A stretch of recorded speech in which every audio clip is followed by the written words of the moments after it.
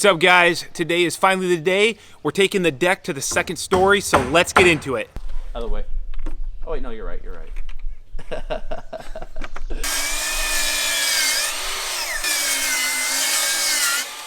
And then we're gonna screw them all together? Yes, we're gonna use those 4-inchers.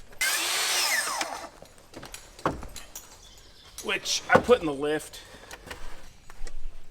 I got some bird doo-doo on here, Greg. Can't have that. No.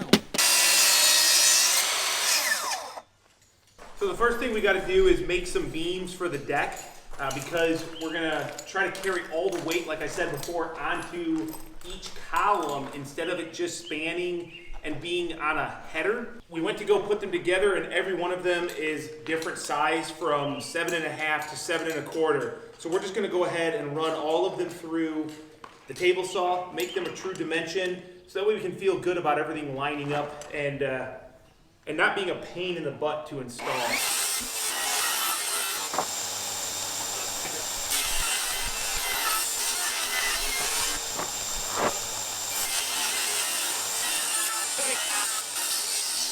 think what we should do is build one of these and make sure that we like doing this before we do a lot more work. Okay. Right there. Up, up, up. Just using some 3-inch structural screws just to get it where we like it. Good. And then we'll come back with an even larger structural screw to get it too much right there. Okay, I like that. Look at that. That's nice. That's a lot better. Mm-hmm. I'm not saying it's perfect, but it's going to be much, much better. Now what we've got here, this is a 4-inch GRK RSS structural screw, and we'll do an alternating pattern this side and the other side to really suck this together, because this is what we're going to hang our floor joists off of. Go ahead and bring it out a little, right there. A little more if you got it. Right there. All right, man, let's see what you got. I like it. Good work.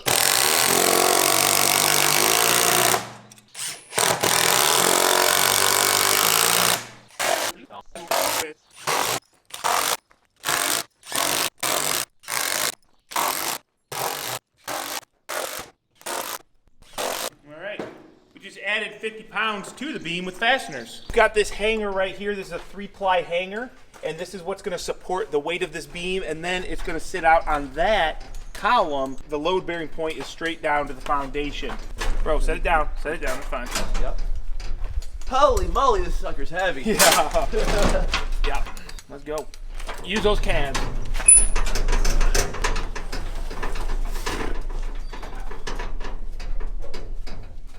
Here's my fingers. Keep going, brother. Keep going. Keep going. Keep going. A little more. There you go. Yeah, that's what I wanted. Gotta squeeze through here. Oh, my hips. You're golden, man. My fat booty don't make it through there. No, it's your calves. Oh, that's better.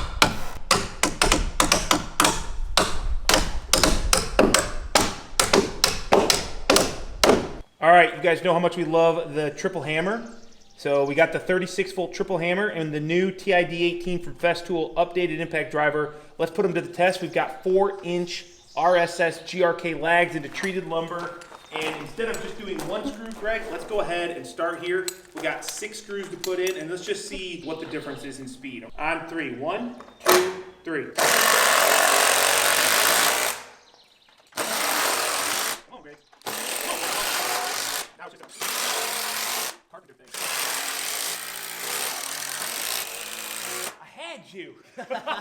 Pretty impressive because we love the triple hammer, and this is a very smooth driver. It fits in your hand good. So if you're a Festool user, which I know not everybody is, in fact a lot of people just despise the thought of spending so much money, this is a very premium driver, feels very quality, and I think you know what you're getting when you buy Festool. Get it up as high as possible and leverage.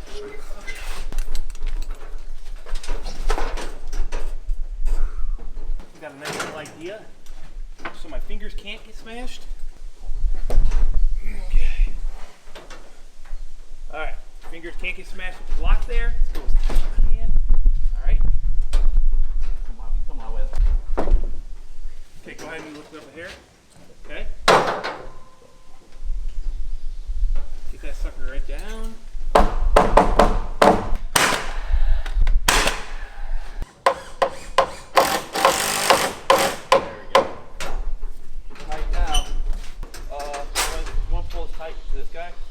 Yes, go ahead and put a. You want, got it? Yeah, I got this. Go ahead and put a screw on me on the other side. Okay.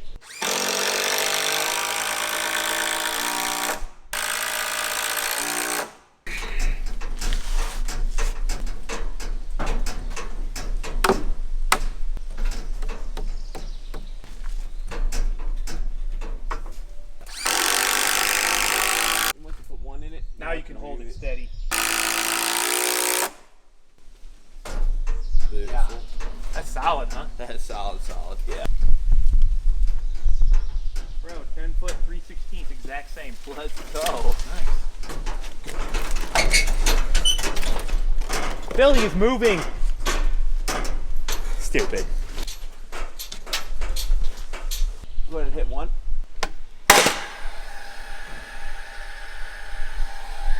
Go ahead.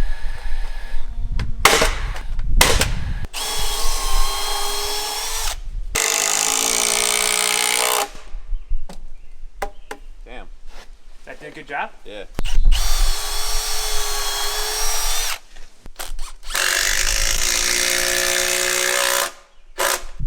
Right there.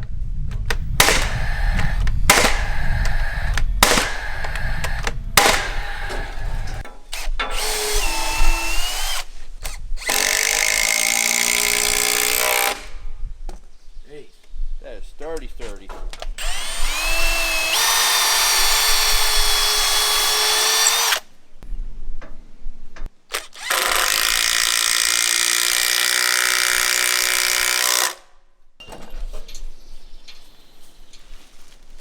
Go ahead, hit one. Yep.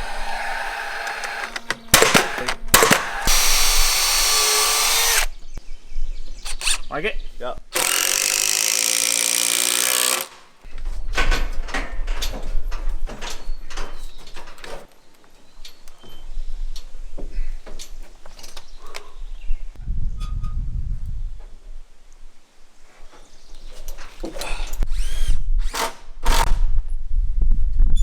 Leave that there. You're good. I'm good.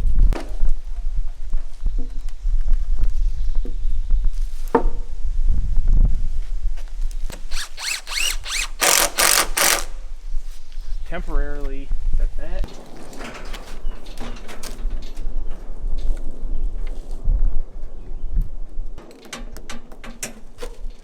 Okay, you're getting your screw in. Come on, baby. I'm not a believer in luck, but I just want it to be good, you know?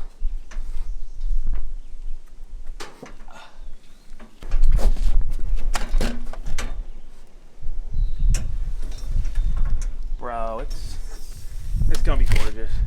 And actually, Looks like that one got a little bit of a roll to it. what does? Your outside one,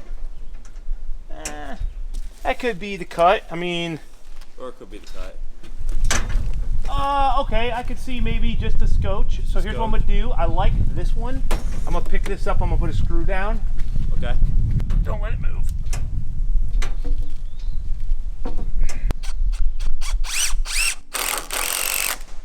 What? You see them? No. Oh, must have been my isotunes. I love how the screws though, they really cut the lumber so it doesn't mushroom out. You know what I'm saying? It doesn't flare out. No. Cause it's got that the thing on the head, you see that?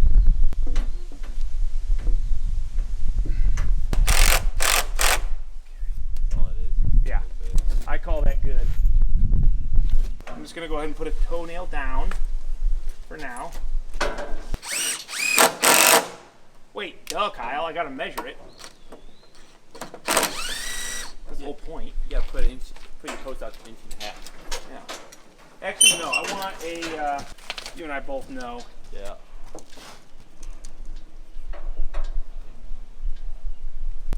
Hit it out. Yeah, just a little. Right there. Okay. Well, I don't know if you guys are as excited as Greg and I finally see this frame getting put together. Remember, we are just temporarily fastening it. We will come through and make sure everything is fastened properly. Mostly we're using structural screws. When we get back from lunch, we're gonna go ahead and start building the rafters and the roof system up here, which is really, I think, the most exciting part and the thing I've been excited most for, so that we can really get that look, you know, of the building, what it's going to be. But I can't be happier because everything is going together very well. It's, you know, we started at the ground with the proper layout, spending time throughout this entire process, and it's parts of the job like this that are rewarding for Greg and I, because it shows that that is worth the effort, because it's just going together really good. All right, so I've got these 2x12 16 footers, and these are going to be the gable end rafters on that second story porch. I'm just going to go ahead, I've already crowned these. You want to always crown your boards up, which means when you look down them, there's always just a slight, for most part, there's always a slight hump. You want the hump up, that way when it gets weight on it, it settles in, versus going the other way. If the crown is down and you put weight on it, you don't want it to sag. So always crown up any framing material if you can. We've got two boards screwed together.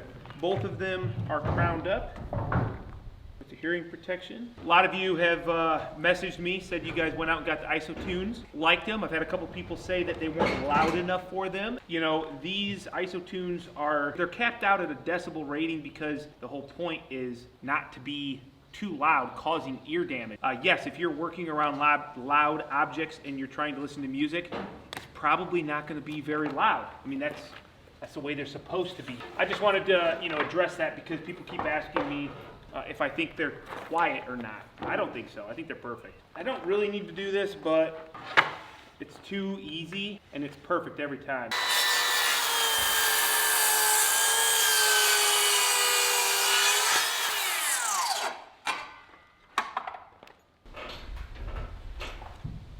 All right, now this is when a track saw is really handy. When you got to make a long cut and you want that precision, of course you can use a regular hand saw or a circ saw, but this is definitely a way to get some really good precision over the course of a long cut.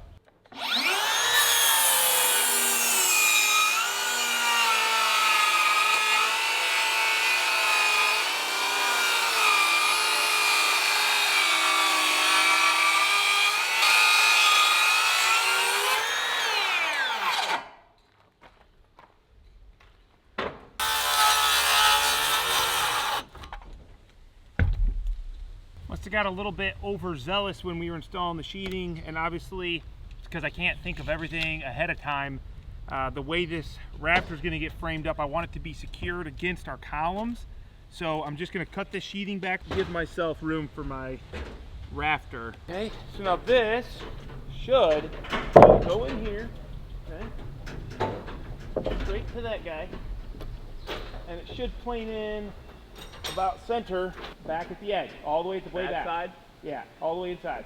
I would say that's pretty, yeah, I would say that. Okay, now the very bottom, go ahead and get a couple screws in there. Okay.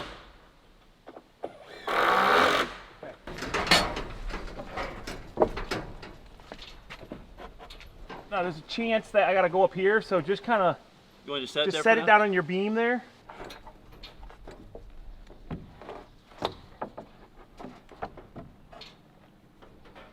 I mean, I can't really tell if we're playing it, but it looks about right. It looks a little bit higher. Maybe a little bit high. That's easy. That's just a matter of That's sliding probably that block out, Greg. Yeah, sliding the block this way. Yeah. And honestly, I want you to go down a hair for me too. Yeah. Okay, so how much? I mean, I would say maybe an eighth. Yeah, the thing is, it's more than you think. It takes more slide out than you think to get that. So this is like a little truss heel plate that we put here. It's going to give us the height that we need because we're not getting enough of it out of a 2x12. Same with our trusses back here behind this. You can see we've got that bottom cord and the top cord where they come together. So we need to lower this just a little bit. And that's real easy because all we got to do is just slide this plate back, which, Greg, I bet you it's going to be right here. I bet you're right. Yeah. Okay, let's not screw this yet. Let's just slap this into place. I don't think it's I think gonna... yeah, just throw one screw in. Okay.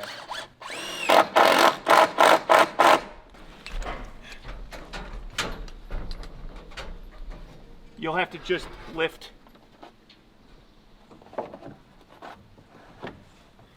Okay, I like it down here. No. Lift the other one up, dude. Oh, yeah, because it's just satin. Yeah. How do you like that? That's pretty dang close, man. Throw mine in here.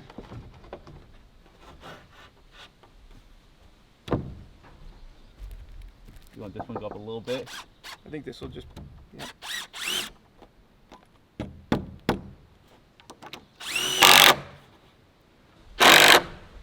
Okay, just hold that for a second. Just curious. We almost need to get our valley snapped and get a ridge board.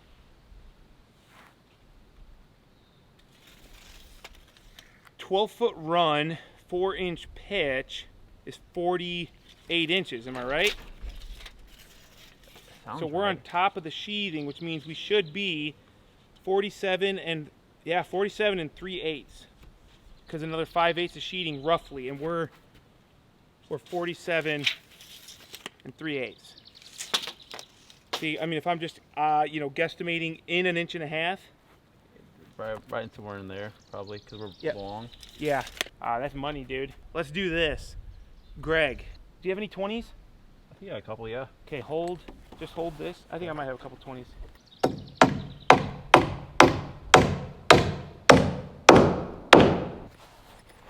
This won't go anywhere then.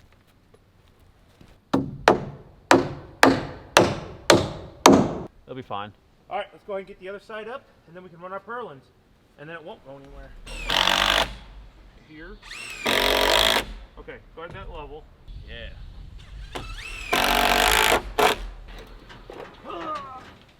Okay.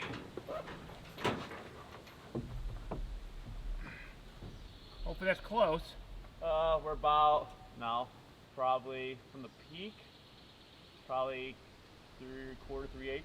See, if I put this out here, yeah, I need to go your way, dude. Okay. Let's say probably out a little. Come out right about there. See, now that's where I want you. Okay, that's where I want to be. So if that's where you about want yourself, go ahead and put a screw, just attack it, eh? Hey.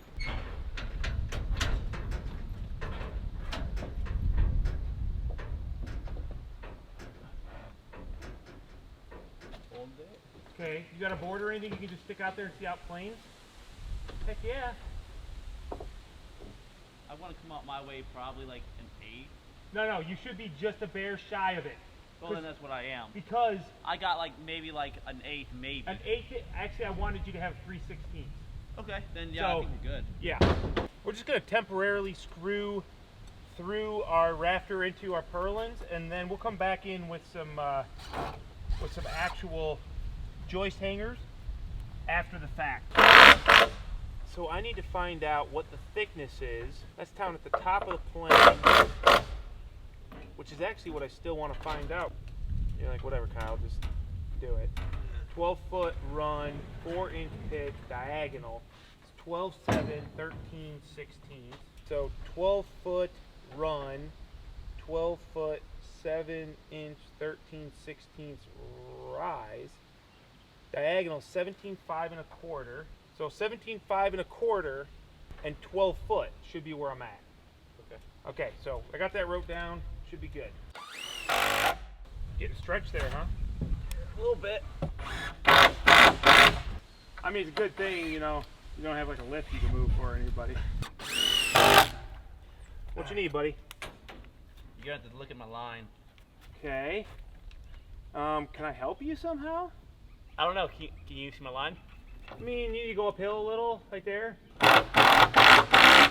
Well, what do you guys think? It's a little bit of a atypical frame, but probably what you're used to seeing on our channel here. It's more of a post frame purlin style versus a 2-foot rafter. Remember, it's because I'm always trying to avoid the use of headers for structure. I want everything bearing, load bearing on my columns. So as this sits, the rafter will transfer all the weight to the post straight down. There's always a clean line for that load to be transferred all the way to the foundation. One thing though is when we get to this section here where we're going to do the layover rafters, we're actually going to do a more of a traditional rafter 2-foot on center. And the reason we're doing that is because if you remember, our engineer had us double up the purlins on this section of the roof. So we'll be able to land a rafter every 2 foot up this roof on those double purlins, having a nice secure place to transfer that load back to the truss, down to the post, and then to the foundation.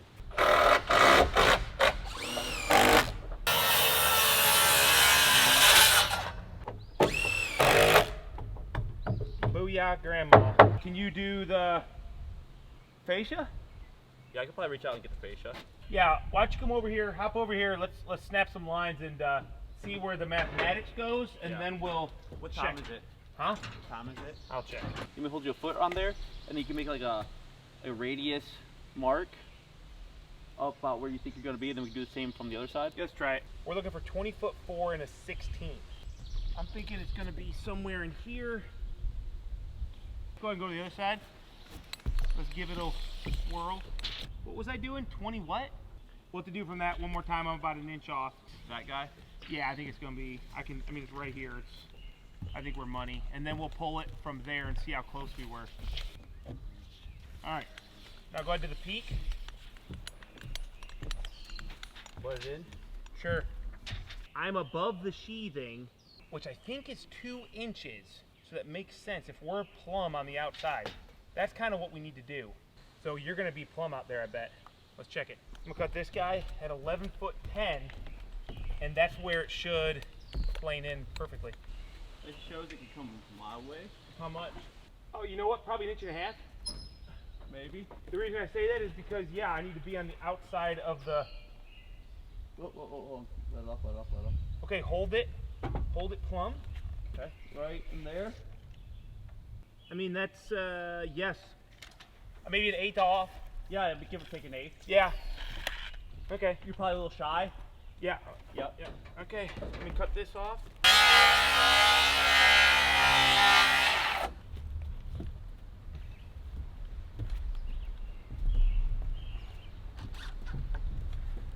Okay. Put yours in. That is where, according to math, let's good there. I'll go plumb it up. let's just double check it. Yeah. Look money from this all the way to that peak. Yeah. If it looks good, it probably is good. Yeah. We got the second story of this porch deck framed in for the most part. I think it's gonna actually just felt the first raindrops. That's why we're gonna wrap up for the day. We got this defined where the ridge beam is, so I can go ahead and get rafters cut, frame in these valleys. I got to do some math once again to make sure everything is where it's supposed to be. We'll be doing that on the next video probably, so make sure you guys stay tuned for that. And we're gonna keep working on this porch roof so that we can get it sheathed, get it synthetic felt paper installed, and then work on that standing seam roof. I know I keep saying that we're gonna work on the standing seam roof. I promise you that's coming up quick, but we got to do these details first before we just jump right into it. The wait will hopefully be worth it.